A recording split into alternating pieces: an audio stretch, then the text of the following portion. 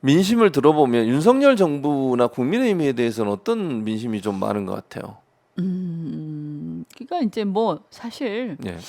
뭐 국민의힘이나 한동훈 위원장을 엄청나게 막 지지한다든가 막 환원 이거는 잘 모르겠어요. 저는 잘 모르겠고 다만 민주당에 대해서 걱정하는 얘기 많죠. 예. 특히 지지자들 민주당에 사이에서. 대해서. 왜 이런 일들이 자꾸 있냐. 그 있잖아요. 요새 시끄러운 얘기가 공천, 있잖아요. 공천 또 관련해서. 누구는 이번에 또 국민의힘으로 그건 가셨고. 모르셨죠. 예, 맞아요. 그럼 왜 가셨는지 모르겠어요. 지금은 다 예. 싫든 좋든 일단 민주당으로 모여야 될 때라고 저는 생각하는데 일단 그렇게 되니까 좀 속상하죠. 그래서 당원들이 속상해하는 거 많이 들었어요. 그런 얘기들. 네, 그리고 이제 그 용인정 같은 경우에는 네. 표창원 의원이 있었고, 그랬었죠. 이탄희 의원이 있었거든요. 예, 예, 예. 근데 표창원 의원도 불출마했잖아요. 그랬죠. 뭐 이제 정치가 안 맞다 이러면서 예, 그랬죠. 이탄희 의원도 어떤 이유인지 모르지만 불출마하셨잖아요. 불출마했었죠. 그러니까 이거에 대한 좀 사람들이. 그런 게 있습니다. 지역구에 온 사람마다 불출마하고 나가고 계속 안 왜 하니까. 정치를 그만두는 거야? 뭐 이런 거? 왜 끝까지 하지 않는 거야? 그럼 우리는 어쩌라고? 뭐 이런 거? 그래서 이제 저한테도 그런 걱정 많이 얘기하시거든요. 그래서 저보고 얼마나 있을 거냐? 그렇게 또 물어보시는 그렇게 가면 어떡하냐? 이렇게 물으시는데 제가 그렇게 대답을 하죠. 제가 사실은 예. 뭐 뼈를 묻겠습니다라고 얘기한들 그게 진정성이 있게 안 들릴 수도 있기 그럴 수 때문에 있죠. 저는 어떻게 얘기를 하냐면 예. 제가 실제로요. 제가 초선 때는 예. 표창원 의원이나 이탄희 의원의 마음하고 비슷한 게 좀 있었어요. 아, 그래요? 네. 정치 좀 하기 싫다. 그리고 좀 회의가 느껴진다. 그러다가 이제 새 정치 한다고 막 나간 거 아닙니까? 그렇죠. 그래서 그때는 이제 순진할 때고 권력 의지가 되게 약할 때죠. 그죠? 당시에는. 네. 그래서 제가 그렇게 얘기하죠. 저는 그거를 10년 전에 경험했다. 지났습니다. 이미 경험했다. 그래서 정치가 아주 아름답고 좋은 것만도 아니고 온갖 지저분하고 나쁜 꼴 다 보고 정말 비열한 꼴 다 보고 그렇죠. 그걸 싸워서 이겨내야 맞아요. 된다는 것도 이제 알았고 또 이게 정말 마음에 안 들지만 현실 속에서의 최선이라는 것은 정말 네. 찾기 어렵다. 그렇죠. 나중에 보면 그 최정치란 것도 신기루이고 그것은 결국 내가 만들어가는 것이다. 그래서 제일 중요한 거는 이제 저는 깨달은 게 내가 그 소위 정치 개혁이든 새 정치든 뭐든 그거는 결국에는 내가 내 힘으로 만드는 수밖에 없구나. 이제 남한테 기대하고 이렇게 해서 되면 좋지만 안 된다고 실망해서 좌절하고 이런 것보다도 내가 정치에 대한 권력 의지를 갖고 예. 나는 반드시 이걸 개혁하겠어. 그러니까 어떤 일이 있어도 쓰러지지 않고 계속 하겠어. 그래서 내가 할 거야. 내가. 다른 사람 기대하지 않겠다. 내가 한다. 이런 생각을 가지고 정말 독하게 마음먹고 하는 수밖에 없다. 그리고 이제 어떻게 보면 온갖 상처도 다 먹고 비열한 꼴 다 보지만 예. 그런 게 항상 있기 때문에 그러려니 하면서 그러려니 상처받으면 안 돼. 그렇죠. 그러려니 하면서 물론 그러려니. 비판하고 싸워야 되지만 예. 이게 결국 권력이라는 게 오래가지 않고 윤석열 대통령 정권 저러고 있지만 길어야 3년이고 예. 그죠? 그렇죠. 언젠가는 결국 정의는 실현되고 시간의 문제일 뿐이고 나한테 주어진 시간은 많다. 난 기다릴 거다. 기다릴 거다. 그리고 이런 또 어떤 면에서 보면요. 제가 그때 새정치한다 막 그럴 때 보면 그때 정말 힘들었는데 어떻게 보면 돌고 돌아서 산전수전 다 겪고 나서 지금 예. 지금 오히려 제가 한마디 하는 게 그때 막 악쓰던 것보다 더 영향이 있거든요. 그러니까 무슨 얘기냐면 저는 타이밍이 있는 것 같아요. 타이밍이 있다. 그러니까 시대가 계속 변하고 대중도 깨닫는 데 시간이 걸리고 저도 그런 게 그런 걸 관철 또는 그런 네. 걸 사람들한테 얘기할 수 있으려면 저도 고생 좀 하면서 사람들한테 보여준 게 있어야 되고 그렇죠.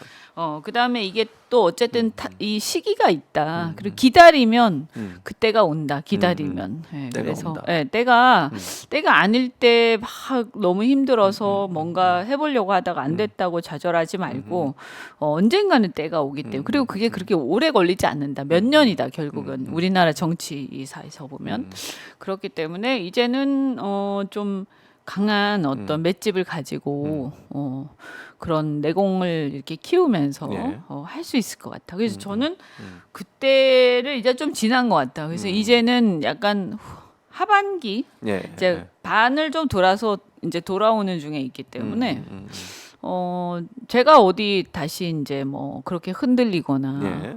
할 일은 없을 것 같다. 오히려 이제 어떻게 보면 그냥 맹목적으로 막 하는 것보다 예. 안 좋지만 정말 안 겪으면 좋지만 이렇게 예. 어려움을 겪고 산전수전, 늪전, 육전 다 겪고 나니까 오히려 더 강해질 수도 있는 거 아니냐. 걱정하지 마시라. 예. 그리고 그런 뭐 느낌. 그렇죠. 제가 이 용인청에서 당선이 되고 만약에 정치를 한다면 이거는 이현주 정치 2기잖아요. 2기. 예, 그렇죠. 그죠? 예. 예, 두단 그렇죠. 저는 2기라고 생각하거든요. 그러면 이현주 정치 2기는 1기하고 좀 다르잖아요. 이렇게 예. 막 좌충우돌 이건 아닐 거 아닙니까? 그렇습니다. 조금 더 성숙된 모습으로. 맞아요.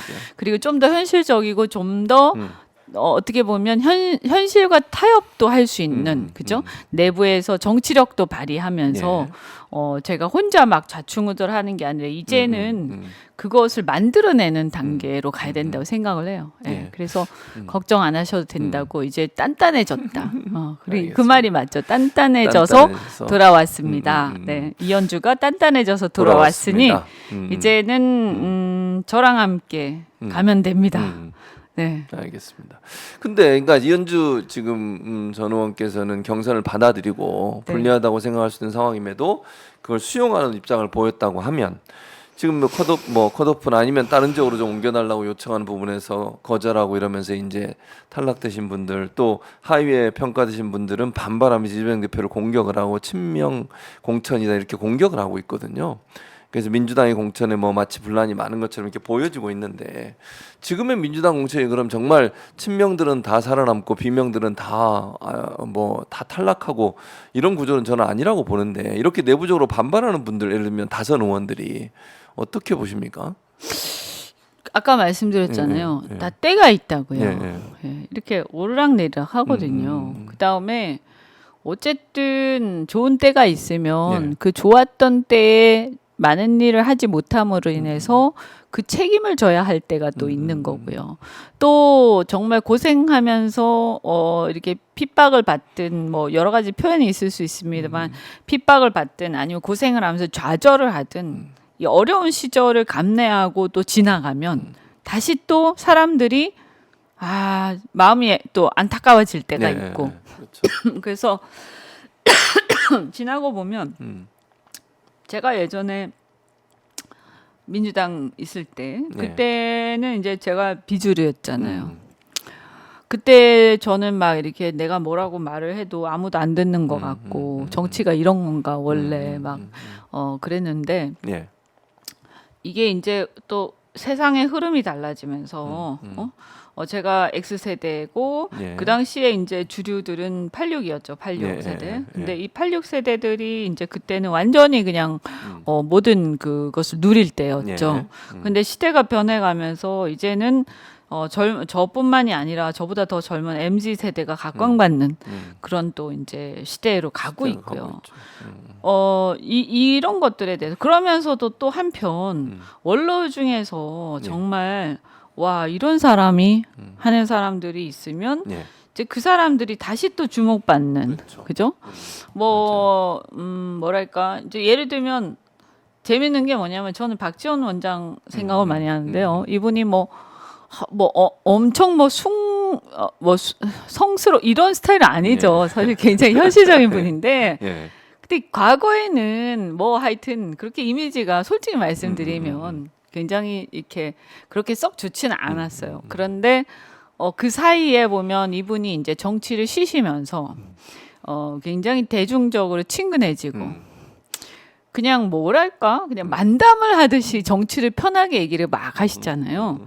그러면서 이제는 어떤 정치의 계파의 어떤 사람보다는 예. 굉장히 친근한 정치인이 됐어요. 그래서 연세가 되게 많으신데 많죠. 이번 공천을 보면 어쨌든 70이 넘거나 연세가 많으신 분들은 물갈이 대상에 다 들어갔거든요. 예. 그죠?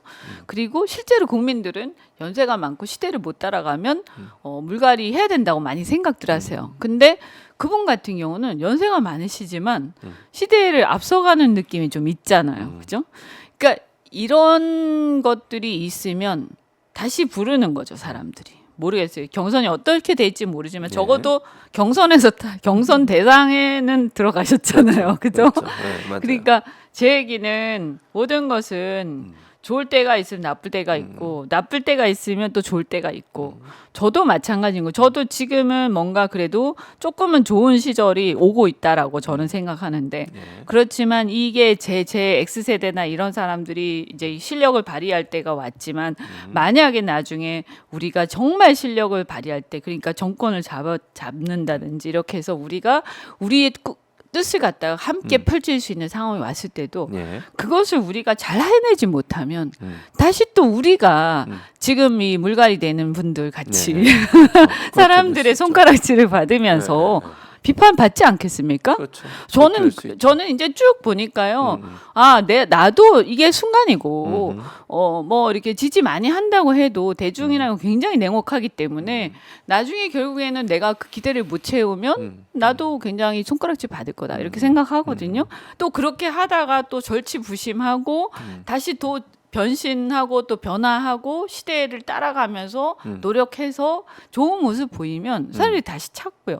그래서 86 같은 경우도 같은 86에도 잘 보시면 사람들의 반응들이 달라요. 다르죠. 그죠? 그래서 저는 나이가 중요한 게 아니라 예. 그 사람이 시대의 세계관이 시대에 앞서가면서 변하는 시대의 그 세계관을 얼마나 맞추고 자기 노력하고 예.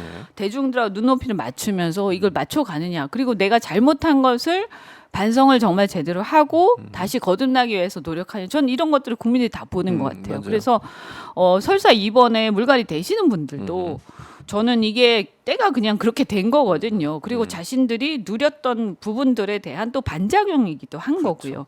그래서 그냥 그렇게 받아들이시고 저는 그분들도 그렇다고 끝난 것도 아니다. 그러니까 세상이 끝난 것처럼 하실 필요도 없고 예. 또 결국은 뭔가 새로운 모습들로 변화하면서 더 좋은 모습으로 돌아오셨으면 좋겠다라고 생각하죠. 그리고 저도 마찬가지로 언젠가 내가 제대로 내 역할을 못하면 나도 손가락질 받을 것이다. 이렇게 생각하고 있습니다. 그래서 세상은요, 제가 예. 정치해 보니까 물과 같은 것 같아요. 물이 흐르듯이 하는 게 맞는 것 같다. 제가 오랫동안 산전수전, 육전, 늪전 다 겪으면서 그거를 깨달은 것 같다. 예. 네.